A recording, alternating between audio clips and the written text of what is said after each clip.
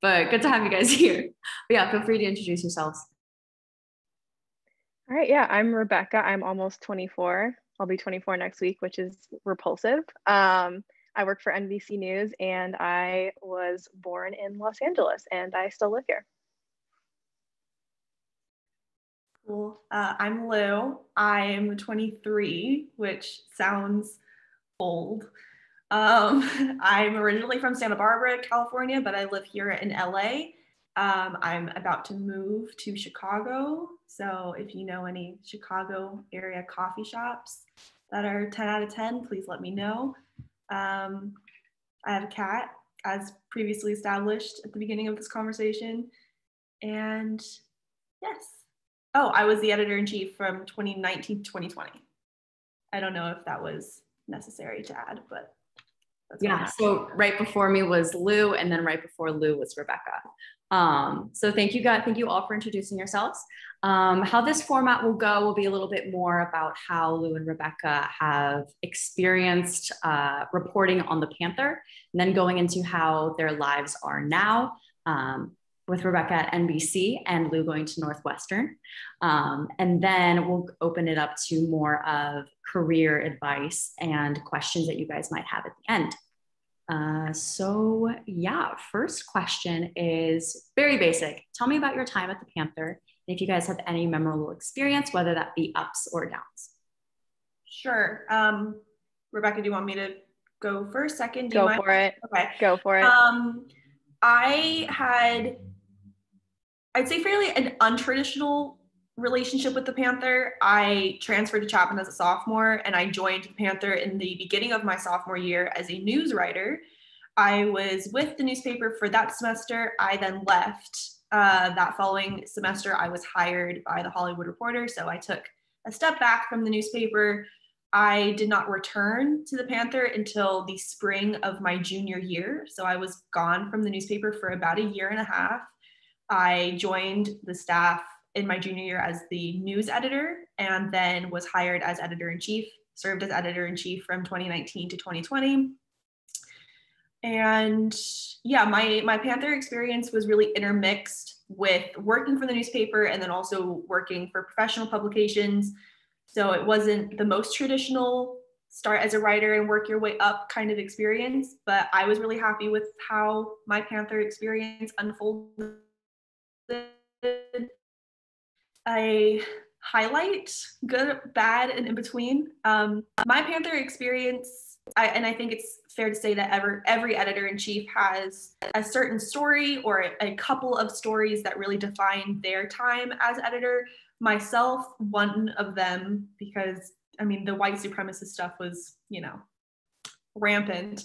But the story that really put me kind of on the map, as it were, was the story and like a legal fight that I got into the school over the George Bush event that took place on campus and the barring of the newspaper from that event. That was it was neither a positive or a negative experience. It was just very expository and very, it highlighted a lot of problems, I think, within Chapman's institution and its relationship to freedom of speech and freedom of the press, which we can get into later. But yeah, that was kind of my Panther experience in a nutshell. Yeah, so my experience was a little bit more traditional. I came onto campus as a political science major, and I quickly realized that isn't exactly what I wanted to do. So I ended up writing for the paper in, I believe, my second semester as a freshman. And then I got hired as assistant news editor for the next semester. And then next semester was, actually, no, I never was assistant news editor. I got hired directly into news editor. And then I served as news editor for a year. And then I was managing editor the next year. And then I was editor-in-chief the following year. So it was a pretty traditional experience, but that was because at the time the Panther was a class, and the English department was a lot more involved in the production of the Panther. So that more traditional trajectory was a little bit more typical, but now I think it's a lot easier for people from different disciplines and different majors to make their way into the Panther, which I think has been really great for the diversity of, thought and majors that have been able to cover news for the Panther and sports and features. What else? I think I really enjoyed my senior year as editor-in-chief, and the Panther is such a wonderful way to feel like you have a community on campus that makes a difference. And, you really get to know and love the people on staff. It's really wonderful in that sense personally, but being able to kind of have a finger on the pulse of everything that's going on campus is a really gratifying and exciting experience, because it can seem like maybe there's not a lot going on, but then something will pop up and it's like everything just kicks into high drive, and it's really fun, to create with the community, but also just to kind of know what's going on your campus. And I think that really lends itself to having a unique and like very plugged in college experience, which I am really, really grateful for now. And I think my favorite story that I covered for the Panther was, I think it was 2019. And it was right when all of that news about the big college admissions scandal came out, when people were basically like paying to get their kids into college. I think everybody remembers that one. And I had a weird feeling that I should read through the indictment. And I was at my internship at Dateline at the time. And me and Lou and I think Jasmine all hopped on we read through the whole PDF because it was not searchable. And we found like Chapman University was named in the indictment, and we like threw together a story, and I edited it on my lunch break at Dateline, and we got it online, and it got like the most views that I've ever seen, a story that in my tenure had ever gotten. And it was super exciting. So I think that was the most fun, because it really felt nationally hooked in. And I know like some local papers reference back to our reporting, like LA Times and OC Register. So that was very exciting.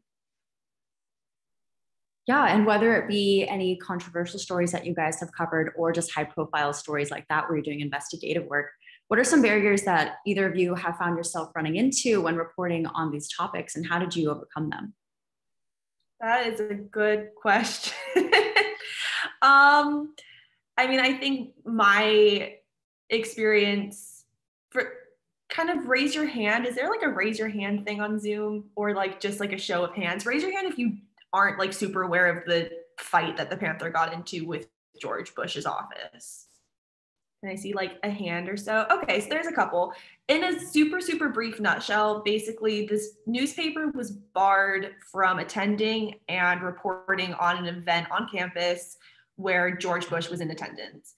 And it was a huge back and forth fight between myself and the school that started all the way back at the beginning of, well, really, it was like at the end of Rebecca's time as editor-in-chief, and right as I was entering the role, because I knew that George Bush was coming to campus, 6 months ahead of time. So I put into place, the meetings with who I thought were the appropriate people to try to get into that room, and just got, blackballed the entire time. They just said, absolutely not, absolutely not, absolutely not. I finally got to speak to the vice president of university advancement, who at the time was Cheryl Bourgeois, and I don't know if she's still in that position. She might be, but I had a sit-down meeting with her, and she communicated to me that George Bush's staff and his office put these mandates in place that I could attend the event as a reporter for the Panther, but I was not allowed to voice record the event, which obviously, as you all know, can cause a lot of inaccuracies when in your quotes, in just your sensory detail. I was also not allowed any kind of photographer. And the third caveat, and the one that was really the nail in the coffin, was that any piece that we wrote and published in the newspaper would have to be pre-read and approved by George Bush's office. Now, of course, approval or pre-approval is really like the first stepping stone into censorship or prior restraint. So myself and the school, we started kind of going in this like back and forth fight, essentially. And we didn't go to the event. We weren't inside. We went outside. I was there. Carolina, who was our former news editor, was there. And we tried to cover the event as much as we could, and then released a op-ed or an editorial that week explaining why we weren't in the room. And by the time like all of it kind of imploded, the Student Press Law Center was involved, the fire organization was involved. We were getting like some national coverage, which I was absolutely not expecting. But of course, it did involve a former president. So I should have caught on to the idea that people would be interested in the story. To answer the question of like what the biggest hurdles were, in my experience with the Panther, both in this story and this situation and others in a more toned down way, when you are a student journalist, and I'm sure some of you have experienced this, but when you're a student journalist, people in authority, people in power over you, sometimes do have a tendency to try to brush you off. So whether you are interviewing them and they try to like gaslight you, or they try to say that your claims are inflated, that there's no evidence to back up what it is that you're trying to keep them accountable for. In those kinds of situations, it can be very easy to think to yourself, I'm way out of my league here. I should just back down. And if anything, my time on the newspaper and my time as editor-in-chief really taught me that while this is still a learning experience and you're all still in college and this is a great time to learn and make mistakes and grow as a journalist, this is also a time where if you know that you're on the right side of an issue or a story, go for it. Stick to your convictions. It's really easy for someone to say that you don't know what you're talking about when you're 18, 19, 20. That was definitely the biggest hurdle that I faced, and one that did take me a while, I think, to overcome, just within like my own self-conviction. But that was definitely the biggest thing that I took away from people in power just trying to kind of knock you down when you know that you're on the right course. So. Yeah, I think my experience was really similar in that there's a big tendency of the administration at Chapman just to kind of brush reporters off. I know that Strupa kind of puts up this like act of being a really big proponent of free speech, and I think that he genuinely believes that he is. And I think the problem with a private university is in like the real journalism world, you can put in a FOIA request if you want. It stands for Freedom of Information, and you can put a request in at almost any organization that's public, and you'll get the answers that you're looking for the most part. There's still a lot of censorship that goes on within that. But the problem at Chapman is that there's really no equivalent to that.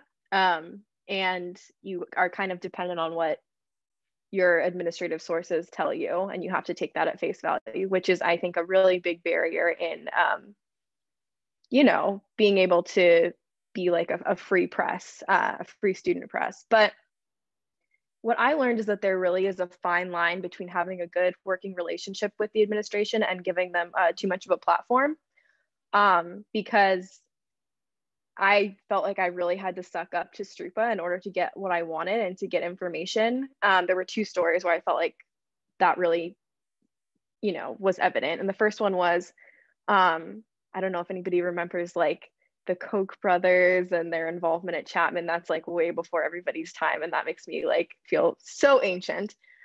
But basically, like the Koch brothers donated a sum of money to Chapman to fund professorships, and it was a big controversy because a lot of students at Chapman don't agree with the ideology behind the Koch brothers' many organizations. And I was allowed to review the Koch brothers' agreement with Chapman under like some very stringent conditions. Like I went into Strupa's office and I wasn't allowed to record, and I wasn't allowed to take physical notes while I was there, which is one step further, I think, but this was also a one-on-one experience. And I couldn't take photos. I was just kind of like out of luck, and it was just me. So it wasn't like it could be more than one person's memory. It was just me.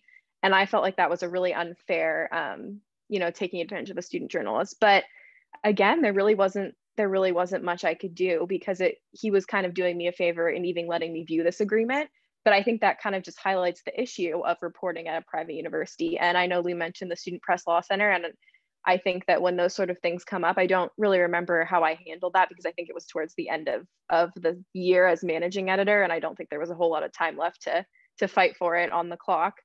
But I would really encourage reaching out to them because they have, you know, lawyers on staff who specialize in this, that just helping student journalists, and it's a really amazing resource.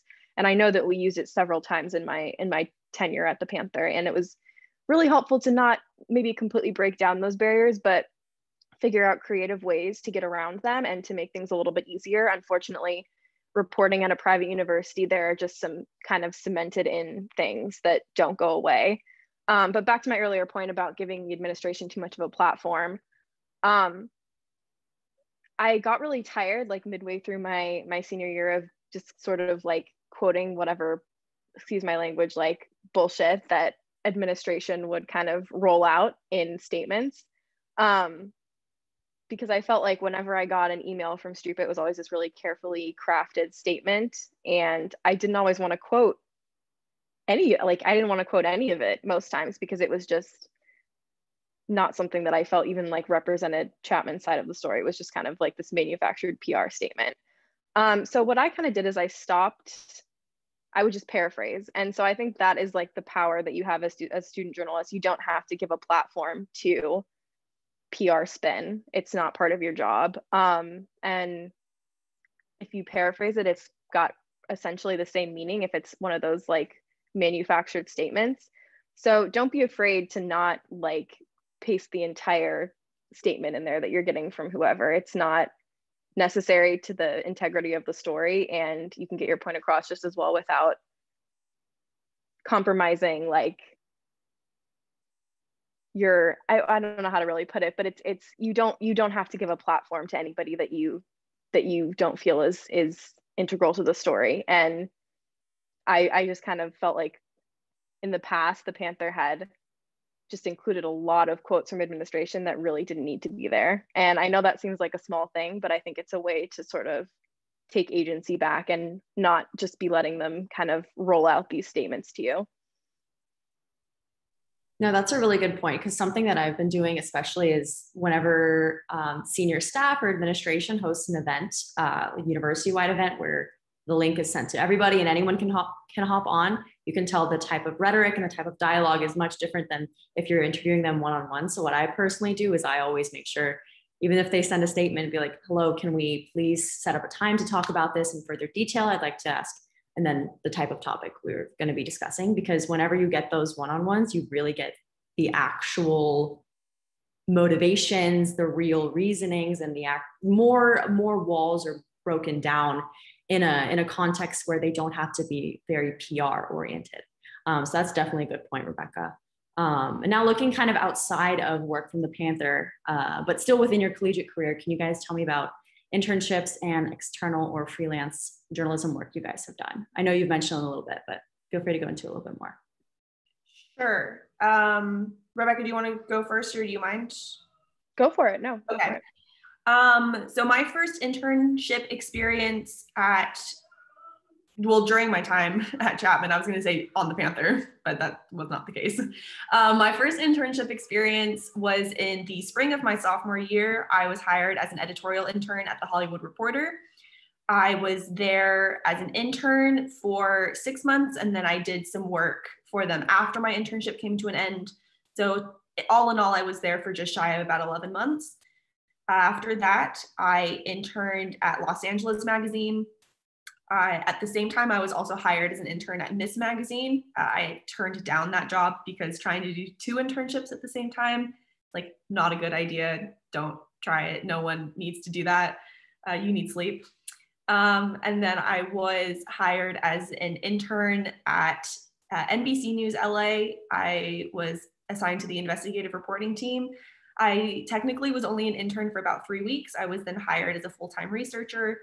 So that was kind of in a nutshell my internship experience. All in all, in college, I had 5 internships, 3 of which were editorial based. So I'll rate it into those 3. All were very different. All taught me very different things. 2 were in print.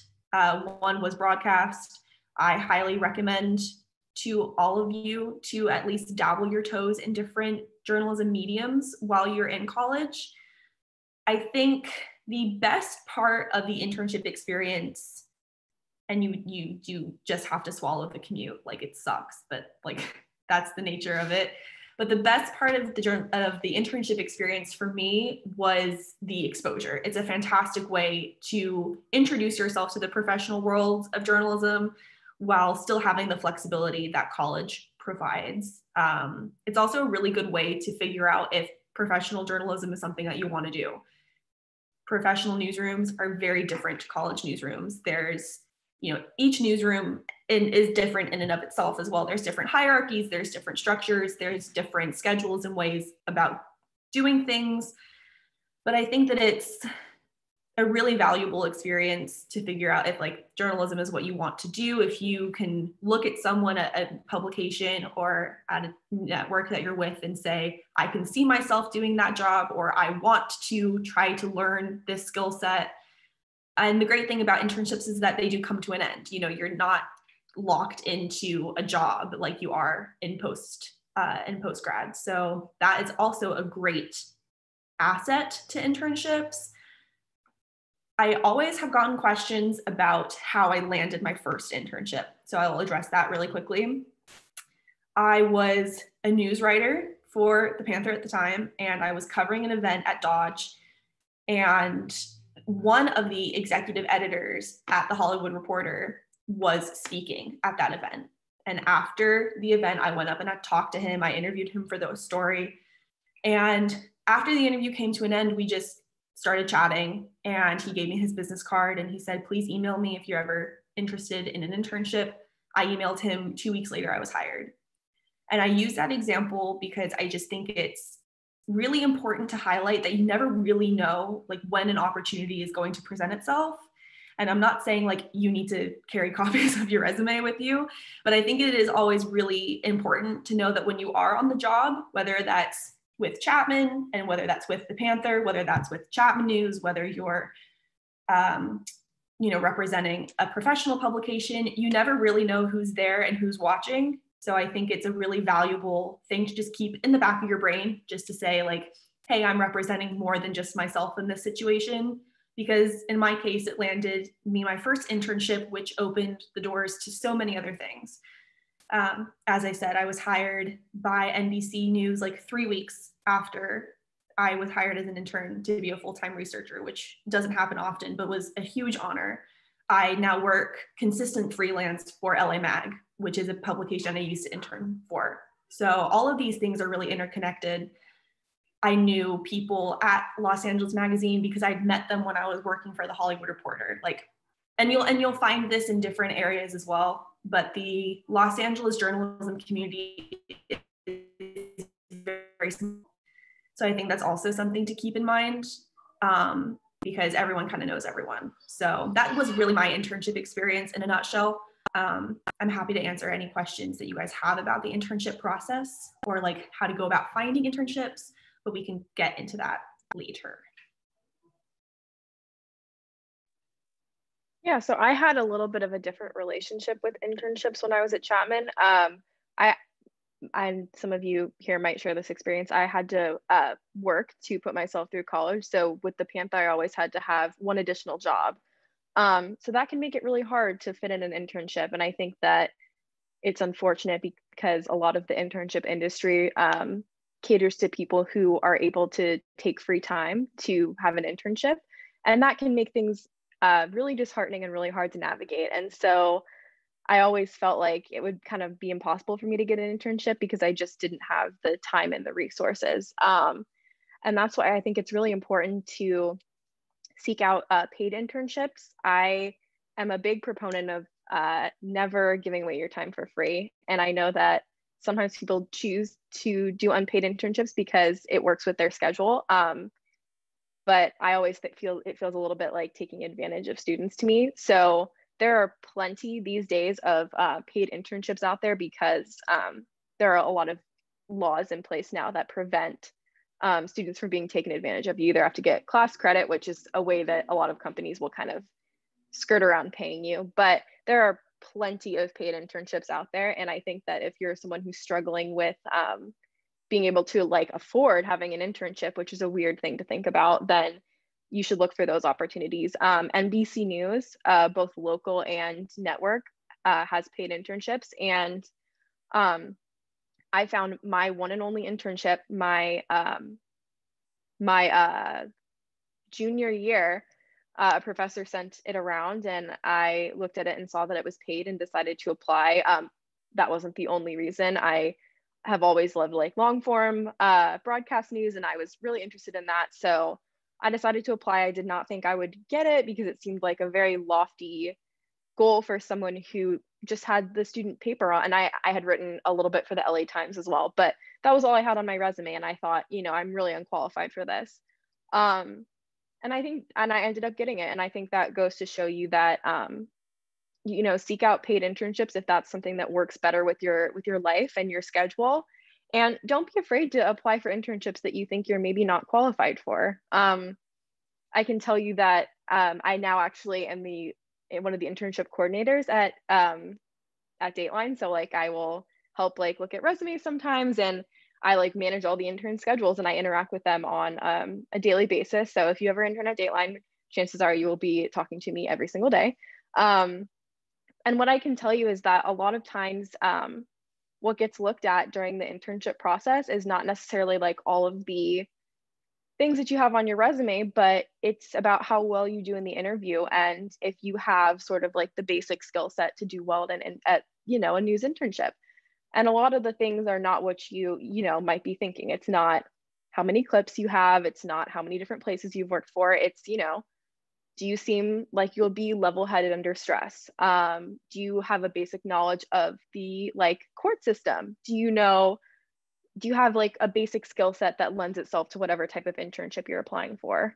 Those are the things that really stand out, and also how well you present yourself in an interview. And if you know, express yourself well and are able to answer questions about the field of interest that your internship applies for, like one intern, I've heard this secondhand, so it is hearsay technically, but one intern who applied for a Dateline internship talked about when she was asked who her favorite correspondent was, she named a correspondent from 60 Minutes, which is an ABC show. So just like make sure you do some basic research about where you're interning. I know it's like you can feel a lot of pressure, and maybe that was a mistake she made under pressure, but just make sure you know what you're applying for. And I really think the biggest thing that I would stress is like, really do not be afraid to apply for something that you think is out of your, you know, journalistic league. I really did not ever think I would be accepted for an internship at NBC News, and now I work there. And it was literally all because of the internship. I pretty much had a straight funnel from the internship to a job, and I just got promoted a few months ago. So really do not be afraid to kind of like push yourself to the limit and apply for something that you think is maybe not like quite the right skill set fit for you. It's like, just take a chance. Don't be worried about it. And I'm also happy to answer more questions about internships later, because there's a lot to say. Yeah, no, that was great advice oh, go ahead, Lou, you're gonna say something. I was just gonna add really quickly as well, before we jump on to another topic. At least in my experience, and something that I would certainly impart, is that tenacity when it comes to applying to internships is something that you really should embody if you can. The internship application process can feel like a little bit of a rat race at times. At least in my experience, I applied to the same internship at NBC 4 times before I got it. There's really kind of no rhyme or reason as to why you might not get an internship. I would say like try really hard not to take it personally. There's thousands of applicants, and also just remember that you can always apply the next semester. So just kind of keep that in mind, because it's always rolling. There's always opportunities. You just have to seek them out. Yeah, great advice from both of you. And I mentioned it at the beginning that we're going to do questions at the end, but I feel like this time is for you guys. So if you guys have any questions, please, relating to internships or anything that we've discussed so far, please feel free to raise your hands. If you don't have any, also, we have a few more questions to ask, so we can do it towards the end. So it's up to you. Yes, Luca has a question. Go ahead, Luca. Hi guys, thank you for coming. Lou, I miss you. And Rebecca, I'm sad I never got to know you, but I suppose I miss you as well. But I'm curious Hired to you know. as a sports writer when you were like a freshman. I know, but I let you never. in the I know. door, buddy. Oh, she got you through the door, Luca. What'd you get to say? Wait, okay. Anyway, I'm curious to know if there is, once you kind of left school and started, full-time working, a skill, within your career once you were out of college that you wished you had focused on more or just developed more, in college to sort of prepare you for something that you might face in your post-grad? I'm gonna hop on this one because I went right out of this is a great question. I literally graduated and a week later I started like a 40 to 80 hour a week job. And I think like the biggest thing, because I think journalists, we tend to be a bit of an anxious bunch. You need to learn how to be calm under pressure. Like you have to. It's easy to let that like adrenaline and anxiety drive you with college reporting because you're doing it, wearing a ton of different hats and working like crazy. But once you're in the workforce, people can like tell when you're anxious and nervous, and it makes them like kind of not want to work with you as much. And you really, really, really have to know how to be the calm, the level-headed, the problem solver, because that is what's going to keep people returning to you for help. Like if you make yourself known as like the intern or the new employee who can work well under pressure, keep other people calm, not show, I mean, it's natural to be stressed, but like, don't let it get the best of you. That's one of the biggest ways to stand out, is to just like work on being able to stay calm under pressure. And I think like, I always thought, oh, I stay calm under pressure. And then when I started a real job, it was like, oh, this is so freaking stressful because you're learning tons of different new skills in a really short, condensed period of time. A lot of journalism jobs, you just get thrown into it and you have to learn on the fly, and it is really stressful. And you really do need to learn how to keep that stress under control and not let any criticism or people snapping at you, don't take that personally, because it will like, it's gonna knock away your self-esteem. When you realize that the stress in journalism is largely impersonal and has nothing to do with you, like the better. Like protect, build a little like energetic shell around yourself and don't let people's stress impact you. I really think that especially in journalism, that's one of the biggest lessons. And also this seems like kind of a common sense one, but time management. You really, like in college, I think there's more time to just kind of,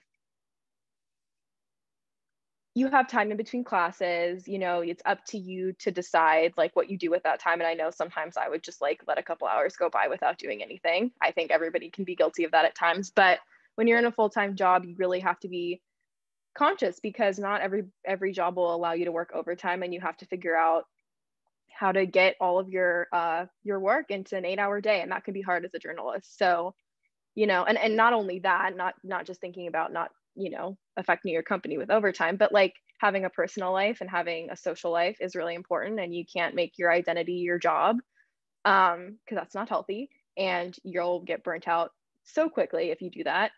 So like to-do lists, timers so that you work in increments, like that sort of thing. Just like figure out which time management method works best for you. But it really is important to have those two things, like stress management and time management, in place so that you don't burn out, because this is not just to make you a better employee, because it will do that by proxy, but it's like to make sure you don't go crazy, because it's really hard to keep stress and your personal life under control as a journalist sometimes, and so you really need to kind of go into it knowing that you're going to have to be juggling those things. Yeah, I mean, I should pre-warn this by saying that I graduated from Chapman in 2020. So the bulk of my postgraduate work experience has been work from home.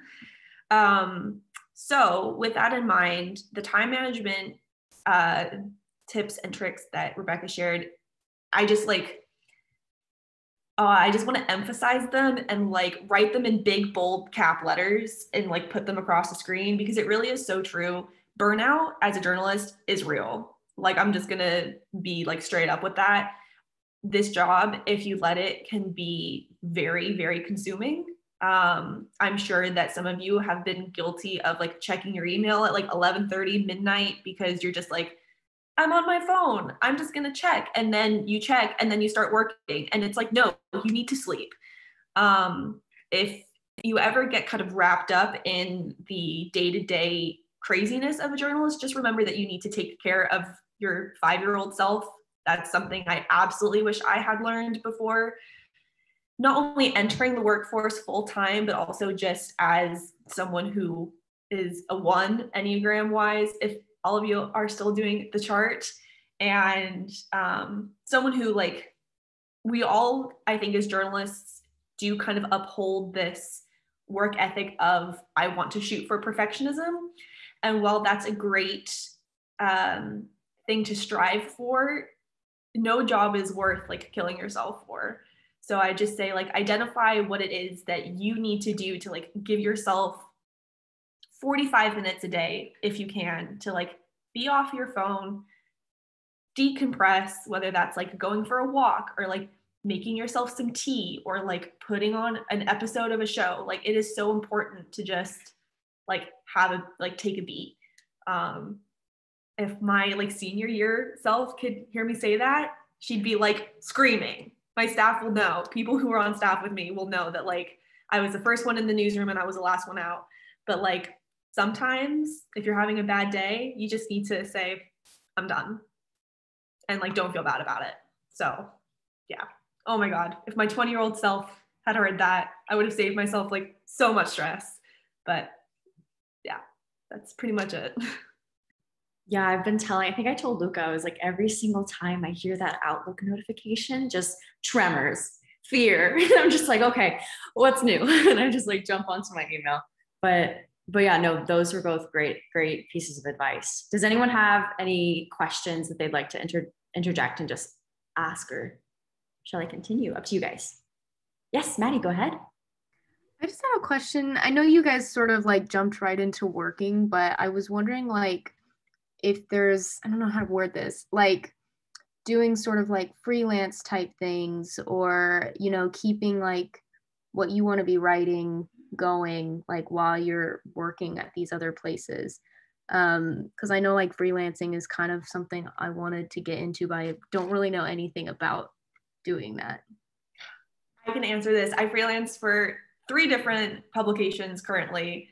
I did not think that I was going to like the freelance life. I was very much anticipating graduating and going into a full like 9-to-5 reporting job. With the pandemic and unfortunately like a very fluid hire, that was not the case. So I started freelancing. And I honestly really, really love it. I try to treat it as much of a 9-to-5 right now as I can, because I personally do well with the schedule. But the great thing about it is that you can really work whenever, as long as you stick to your decided deadline that you have with your editor, who you would happen to be working with for that story. They don't really care when you do the work, which, if flexibility and freedom is kind of your thing, 10 out of 10 recommend. It's a really great way to get your work out there into the world and then also like have some autonomy. The only thing with freelance, and I'll be like fully blatant with it, most publications, if you work freelance, don't take tax out of your paycheck. So you have to calculate your taxes yourself. Just like a little note for freelancers, because it doesn't sound like a big deal, but it actually like really is, just to be mindful of. But yeah, I really do enjoy freelance. It's a great way to work for a number of different companies. Right now, I do like entertainment and culture and politics pieces for one publication. I do like very LA specific stories for another publication. So there really is that kind of like pull of like, this is the work that I want to do. And if you really like to have control over your subject matter, then freelance is a great way to do that. The only thing with freelance, I will say that is a smidge of a downfall, is that you do have to be very personally motivated. I think unless, if you're someone who really thrives in a 9 to 5 or like a very structured work setting, freelance might not be the best idea because your schedule really is up to you. So if you're not someone who self-regulates, or you know that you kind of get thrown off course, or you get very easily distracted, you might want to like ease your way into freelance. It is really up to you to like get your work done and get it done on time, because there's no one kind of hovering over you saying like, hey, just checking in, what's the status of the story? Like, I'm gonna need to see a draft. Like, it's up to you to get it done. So that's just my little like cautionary thing about freelance. It's a great option. I've really enjoyed it. So Yeah, Lou kind of has the freelance experience. So I think that was a great answer, and I'll defer to her on that. Thank you. Yeah, we'll go with Nick and then Angelina. Yeah, so I assume with freelance, you're often overlapping stories in the same time period. How are you able to shift focus like that and give your all to each thing? a lot of it, honestly, is just experience. You said that you're a freshman, correct? Yeah. You're okay. So really, and this is very applicable, I think, to the journalism field on like a larger scale, but with time and experience comes the ability to juggle multiple things. And that's not really something anyone can teach you how to do. You have to do it. When I was news, Rebecca can talk about this, the amount of meltdowns that I had around her. But when I was news editor, I would typically write like 4 to 5 stories a week myself, plus editing the section, plus like trying to exist as a human being. When I was editor-in-chief, I mean, my God, I think my staff got frustrated seeing my name like pop up on the front page all the time because I would write so many of the stories myself. And that's not to say that like I should wear a cape and like, you know, hold a banner saying like lose best, because that's absolutely not the case. It's just a matter of, I don't necessarily know if you're a visual person or if like writing things down of like what you need to do is helpful for you. But I know that when I have a lot on my plate and I have, you know, 5 stories that are due within 2 days of each other, I write each one down that I need to do and I cross them off and I give myself like a chunk of time. So if I have, let's say, 3 stories due by 5 p.m. Friday, it's just like a very arbitrary example. But let's say I have 3 pieces all due by 5 p.m. on Friday. I'll assess which one's going to take me the longest based on the subject matter, based on the people I need to interview, based on the research that I've done for the piece. And then I set timers on my phone, but I'll set a timer for like 2 hours to work on each story. And I do it that way because I know that if I regulate my time, then it will allow me to focus on each piece accordingly. And sometimes I don't get my stories in. Sometimes I text my editor who I'm working with at the time and say, hey, I'm gonna need a couple more hours. And like a year ago, that would have killed me. And now, not so much. Like you've got to work within your own limitations and within your own boundaries. God, like my 20-year-old self would hate me saying that, but it's completely true. You know, at the end of the day, you can only work so much before your journalist brain and your writer brain kind of starts to shut down. I'm also a huge supporter of like taking a mental break when you need to. I know that at least for myself, if I am staring at my laptop for more than 8 hours, my brain will start to shut down and I will start to take far longer to do something that would take me half the time if I was focused.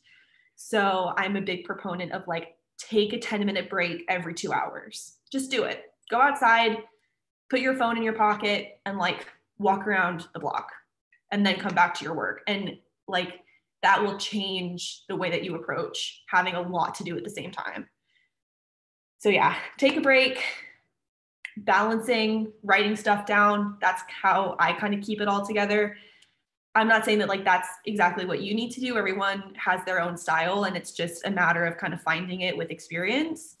But yeah, I would say just as you start to work more and as you start to take more on, you'll realize kind of what your style is and how you like to stay organized. I'm also someone, and I know a lot of journalists are, who do work very well under pressure and do work very well when they've got like a deadline that's like looming in the distance. So that's also something I think that kind of motivates me in the freelance world. But everyone's got their own style, and you'll figure it out with time.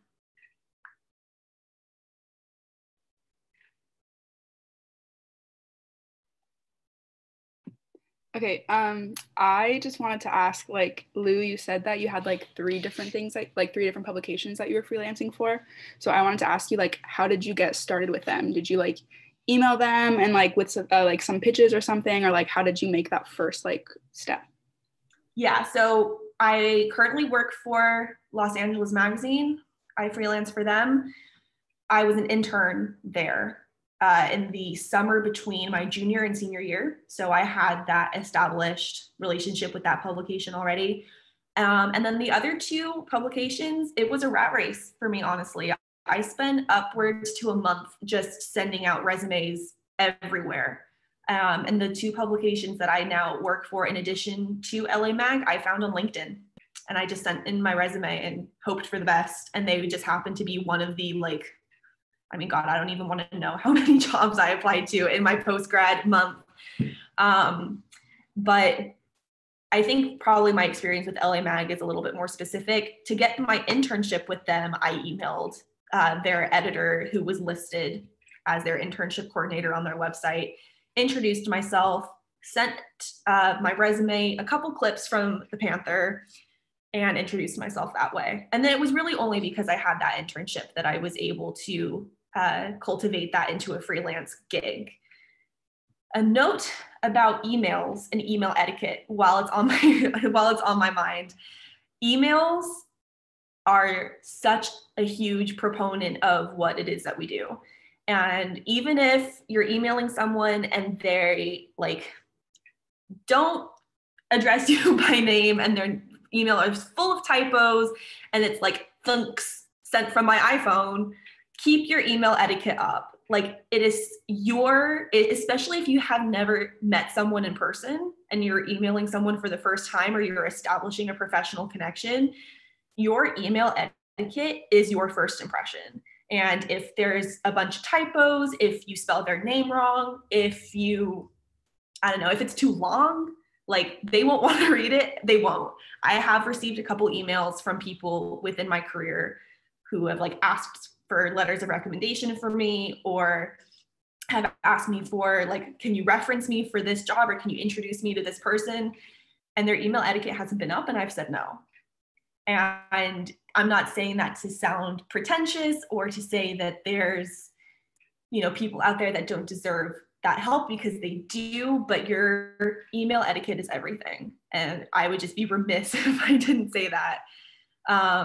Once you start emailing with someone, especially if you already have a prior relationship with them, you know them in person, then you can kind of assess accordingly. But just remember, like, especially in this like very virtual world that we're living in, how you present yourself on all different platforms, whether it's email, Zoom, social media, which Rebecca can also speak to as an internship coordinator, is very, very, very important.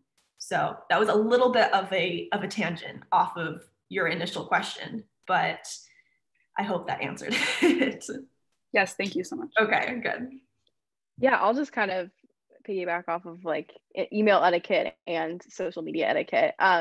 Yes, email etiquette is still very important. I think because of the way people our age communicate online, it can be really easy to like, it's not like you're emailing someone all in lowercase, but I've definitely seen instances of people in this age group where something will just kind of slip into the email that's not like entirely professional or appropriate. And it's not necessarily always like on purpose or like an abbreviation or like lowercase. It's just in the way that you're expressing yourself. It doesn't need to be like, because I'm not a big proponent of like the weird corporate lingo that gets used a lot of times. Like, I think that can be a little bit pretentious. And I think the main point is just like, make sure you're communicating clearly and effectively. Choose your words well, make sure that, what you're saying is not going to be confused as you saying something else. Try not to use like unless you know someone really, really well. Like, I email differently with people that I've known for 2 years than I do with someone that I'm, emailing with for the first time. Just make sure that you're not like slipping in any like phrases that you use frequently in your regular speech. Like, I know this sounds weird, but I just have gotten emails from interns and other younger people sometimes that just don't sound entirely like respectful or professional. And again, you don't need to write an email like it's like a letter to a long lost like love. It doesn't have to be like flowery and over the top, but it does need to be concise. You do need to be checking your grammar. You do need to be checking your spelling. Don't do like one of the sentences that it had trails off with no period at the end. I'm trying to think of what else.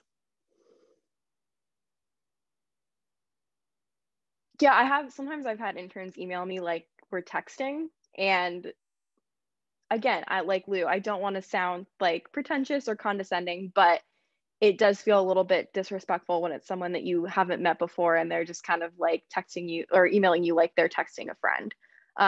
Because, a workplace is still a workplace at the end of the day. And you don't have to be like incredibly formal, but just make sure that your emails convey like respect for the person that you're talking to.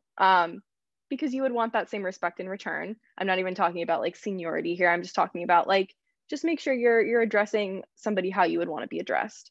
And then in terms of social media, workplaces, that's not a myth. Like at least in journalism, I can't speak for other industries. I think that sometimes in other industries, people make it seem like employers are looking at your social media when they really aren't. But in journalism, 1000%, like I've heard of interns like not getting jobs because of like things that you might think are just innocuous and college fun on their profiles. I'm not talking about like photos of drinking and stuff. I'm talking about like photos on the beach that are like your profile picture, that sort of thing, that are just like not entirely, professional. And I'm not speaking about my current internship, but in my current internship, in my current job for interns, they definitely all do look at social media, and it's not like it's militant, but I hear like comments, being made about social media when they're looking at interns. If it's okay to have it's okay and human to have a political opinion, and by no means are like you meant to stay silent about things that truly matter to you, but you need to be cautious of your retweets. You need to be cautious of who you follow. You need to be cautious of like what articles you're supporting, because a lot of journals, like big journalism corporations, do have really strict social media policies.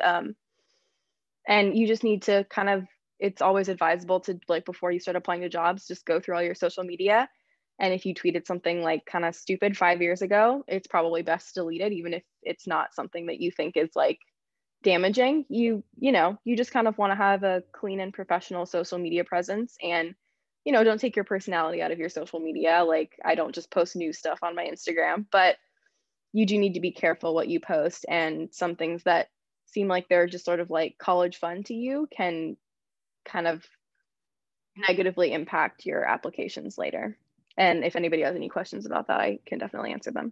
And I just want to add to that very briefly as well, that those kinds of social media watchdogs, that's not just something that is applicable to where a lot of us are, which is still very early in our careers, or all of you obviously still in college. As a very brief example, the former culture editor at the New York Times liked and retweeted a video of Joe Biden getting off of Air Force One for the first time. And it was a very positive Joe Biden tweet, and she was fired. So it is something to just be very mindful of. And like Rebecca said, by no means take your personality out of your social media. Your generation, Gen Z, technically our generation, but whatever. You're old. we're like very old Gen Z, but all you guys are very like politically engaged and very politically motivated. And that is amazing. Like that is such a great thing. However, as a journalist, it is not our jobs to insert ourselves or our opinions. Largely, this is like very general, but for the most part, it's not our jobs to insert our own political opinions in any kind of coverage that we're doing, whether that's daily political reporting, whether that's investigative work. You want to be able to present yourself as the most centered, grounded, and reliable person to be reporting on the topics that you are.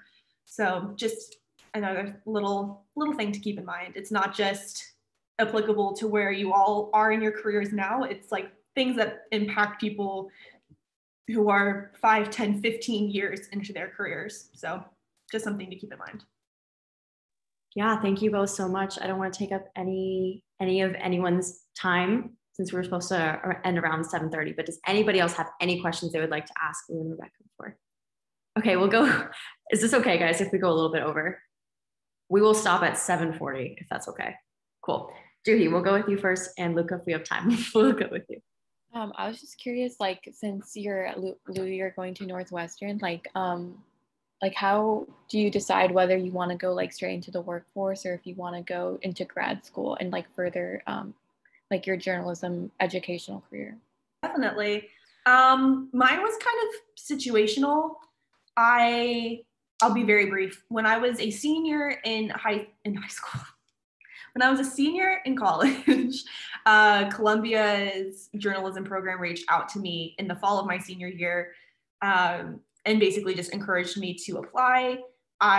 Grad school wasn't even on my radar at that point in time, so I did not apply. I didn't even like think about it. The pandemic then hit. My job offer that was going to pan out ended up not.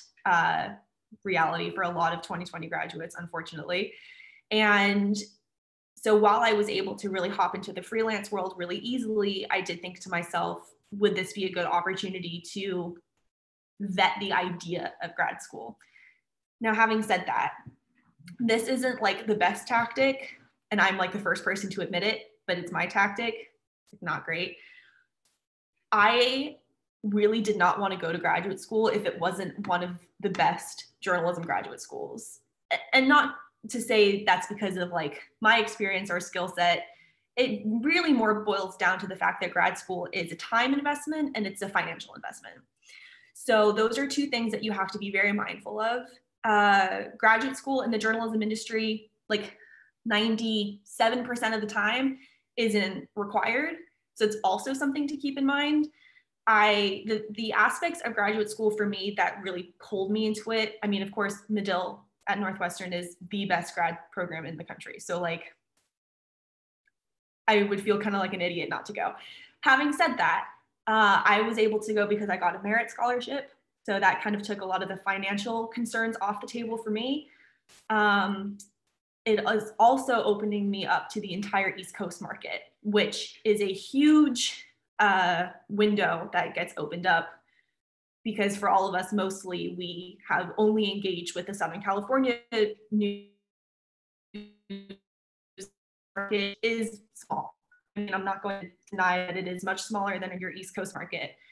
So those were really the things that attracted me to graduate school. I think it's a great option for people.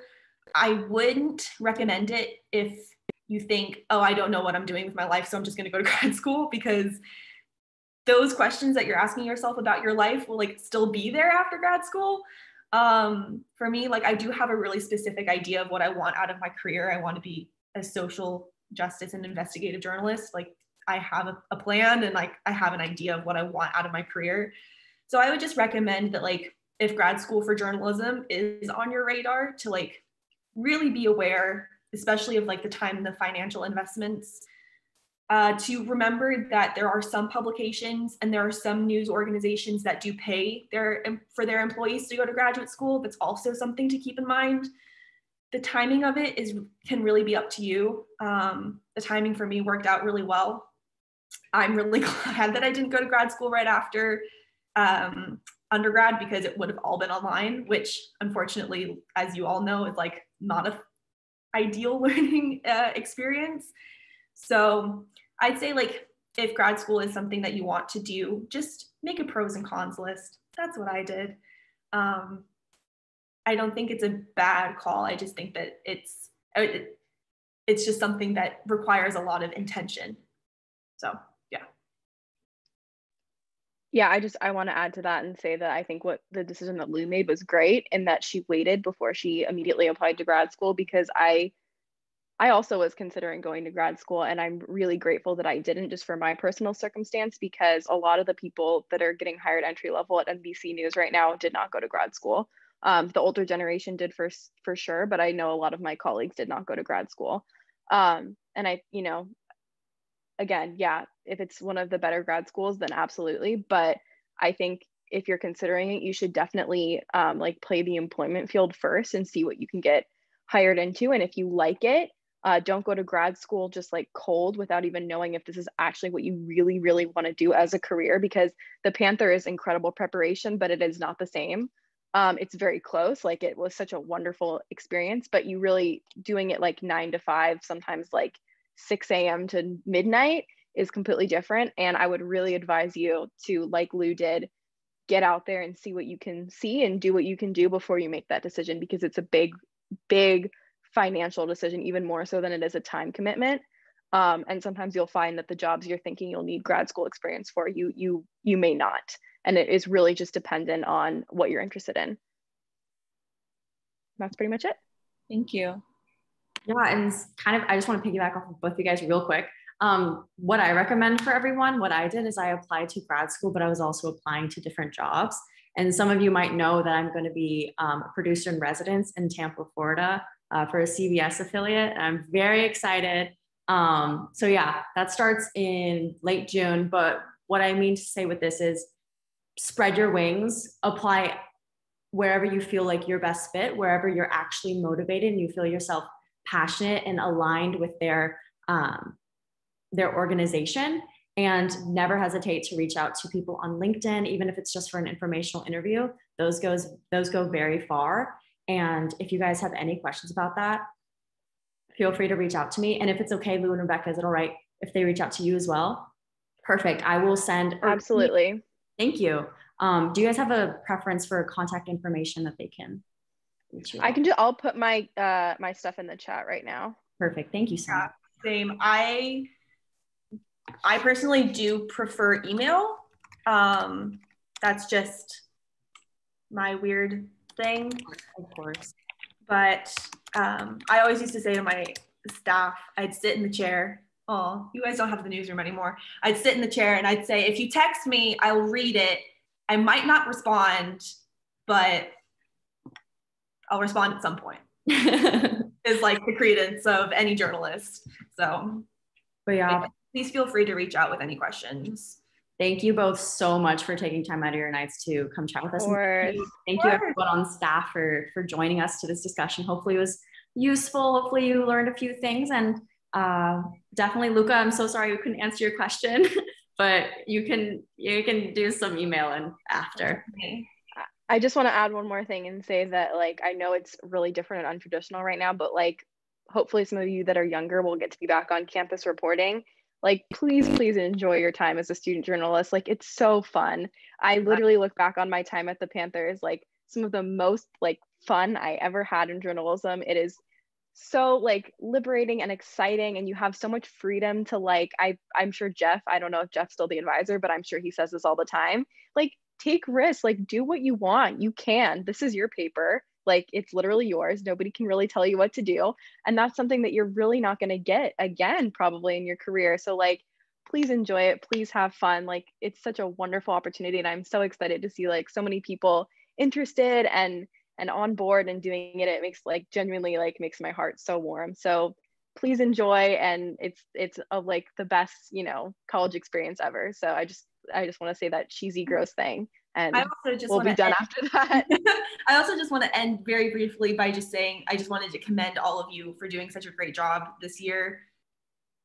Being all like Zoom and being all virtual, like, that's a huge hurdle to try to overcome as a staff. So I just think you guys, all and gals and our non-binary pals, all deserve to like pat yourselves on the back, because what you're doing is not easy. So give yourself credit where credit's due. Yeah, I was just typing in the chat, but I'll say it out loud. I was just going to say thank you all, honestly, for being a great staff. The paper is nothing without the individuals that make it. So you guys have done great. And on that note, I hope you all have an amazing spring break. We'll be back after, of course, and we'll be ready to tackle some more issues. But yeah, thank you all again so much. You're very welcome anytime. Bye, guys. Thank you. Thank you. Thank you guys so much.